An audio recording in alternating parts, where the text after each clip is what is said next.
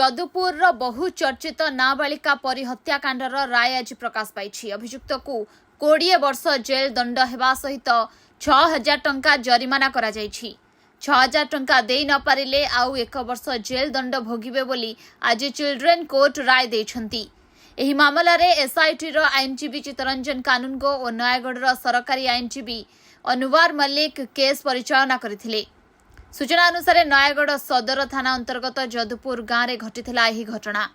एही घटना को नहीं सारा राज्य में हईचई सृष्टि होइथिला, जहाकु नहीं अनेक राजनैतिक तुम्बी तोफान भी देखा मिलता। आज नयागढ़ स्वतंत्र चिल्ड्रेन कोर्ट रे एही राय प्रकाश पाई।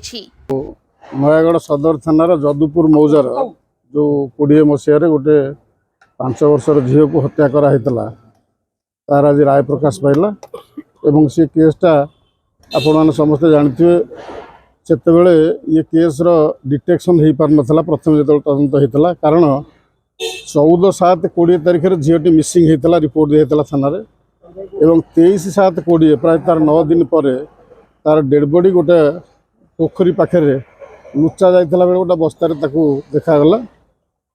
तापर तदंत डिटेक्शन लोकल पुलिस करी न पार क्राइम ब्रांच को तदंत भार दिहला एवं गोटे एसआईटी गठन कराइला सरकार द्वारा, जहाँ को आमर सेतबेलर आईजी श्री अरुण बोथरा जी की बर्तमान क्राइम ब्रांच एडीजी अच्छा से तदंत करते नेतृत्व में तदंत है।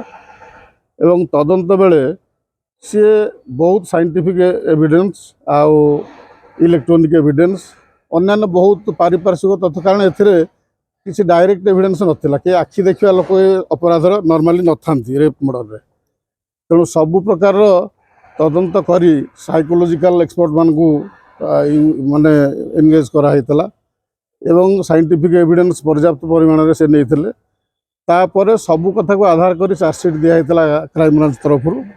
एवं ये जो विचार है विचार समय आम प्राय 31 जन साक्षी की ये एग्जामिन करूँ कोर्टे एवं 135टा दस्तावेज बा एग्जिबिट आम देलु। 18टा मटेरियल ऑब्जेक्ट विभिन्न प्रकार पदार्थ जोड़ा यूज होता से ऑफेंस रे ताकू भी आम दाखल करूँ। सबू साक्षी प्रमाण तथ्य जहाँ सब से कोर्टे अच्छी केस रे अच्छी सबू को भित्ति कर आज मान्यवर स्पेशल चिल्ड्रेन कोर्ट नयागढ़ आज से केस रे मुदाला को दंडित कले, प्रमाण पाइले से दोषी बोली एवं दंडित कले सेक्शन 6 पोक्सो एक्ट एवं सेक्शन 376 आईपीसी रे 20 वर्ष सश्रम कारादंड दिहला एवं 302 जोटा मर्डर से 20 वर्षर सश्रम कारादंड दिहला। आउ जो किडनैपिंग 363 आउ प्रमाण नष्ट जो 201 से कि प्रत्येक ऑफेंस 3 वर्षर सश्रम कारादंड है।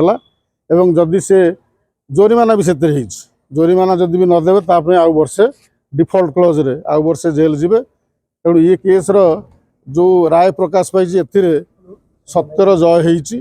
एही मामला रे एसआईटी धरिथिबा नाबालक को आज कोर्ट रे हाजर करा जायथिला। नयागढ़ सदर थाना लक्ष्मी प्रसाद पंचायत अंतर्गत जदुपुर गाँव 6 वर्षर नाबालिका झील जुलाई 14 तारीख 2020 दिन घर आगरे खेलुथिबा समय हठात कुआड़े निखोज होइथिला। परिवार लोके बहु खोजाखोजी करी झील को न पाइबा परे सदर थाना रे एने अभियोग करथिले। पुलिस टीम गठन करी तदंत करबा सहित डॉग स्क्वाड आनी खोलताड़ करथिला, हेले किछि भी सुफल मिली नथिला। परे सेही मास 23 तारीख दिन तांको घर बाड़ीपट निकट रे थिबा गाड़िया निकटरू बस्तारे बंधा अवस्था झीर खंड विखंडित गलित मृतदेह मिलथिला। पूर्व शत्रुता कारणरू झील को हत्या करी फिंगी देथिबा नाबालिकार बापा अभियोग करबा सहित दोषी को कठोर दंड देबाकू से दाबी करथिले।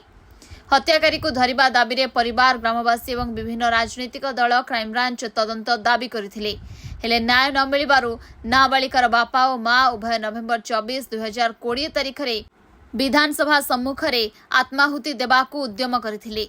यापर राज्य सरकार नवेम्बर 25 तारीख रे क्राइम ब्रांच तदंत एवं परे विरोधी दाबी पर 28 तारीख रे सरकार एसआईटी तदंतर निर्देश देथिले।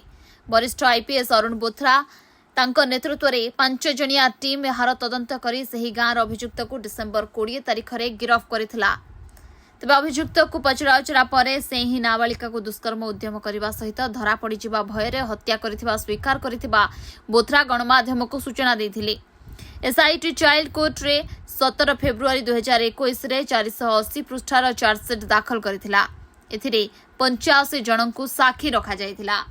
आज एही मामलार रफा दफा करी दोषी को दंडादेश सुनाई special child court. Bureau report बाघुआ वार्ता।